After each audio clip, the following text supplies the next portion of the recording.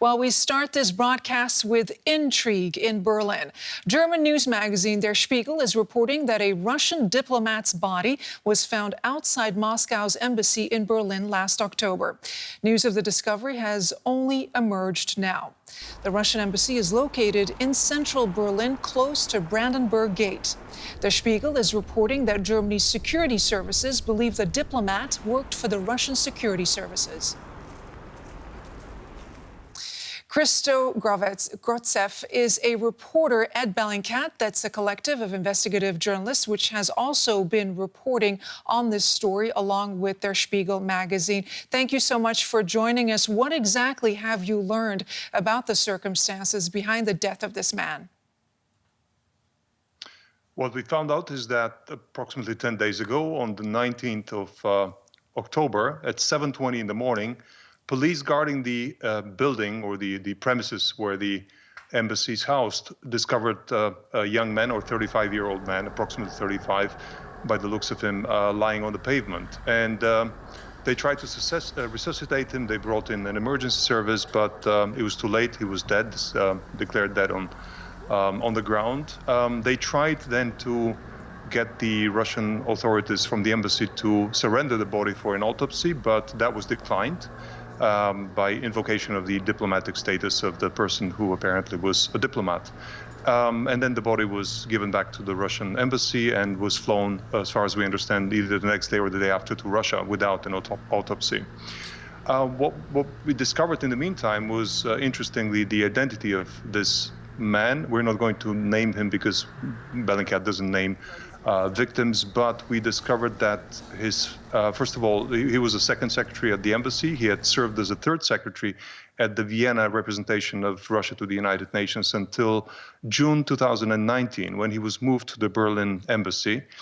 And we discovered that his father is a high-ranking FSB general.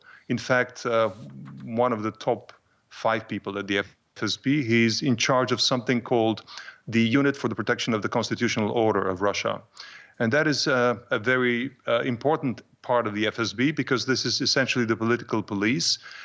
It's the entity that has been targeting, tracking, tailing, surveilling, and, as we found out last year, poisoning dissidents in Russia. That's exactly the entity that tailed and organized the poisoning of Alexei Navalny, according to our reporting.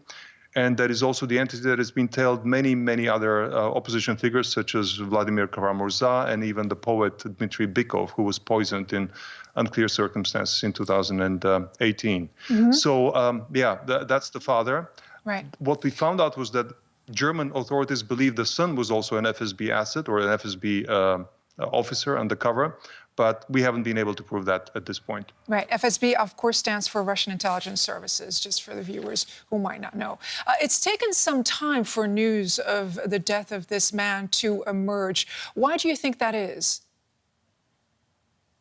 Well, first of all, it doesn't automatically get into the statistics for deaths in Germany when it's an embassy diplomat, because of the immunity. It really is not reflected in the general flow of information. So homicide detectives in the German police would not have received this information unless the German embassy or the Russian embassy voluntarily required an investigation. So this is one of the reasons.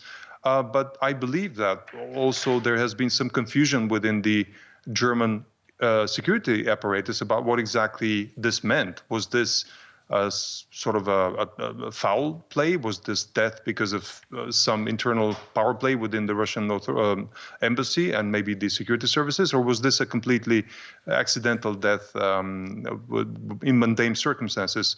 So I think it took some time for the German authorities to figure out whether this is something to even talk about.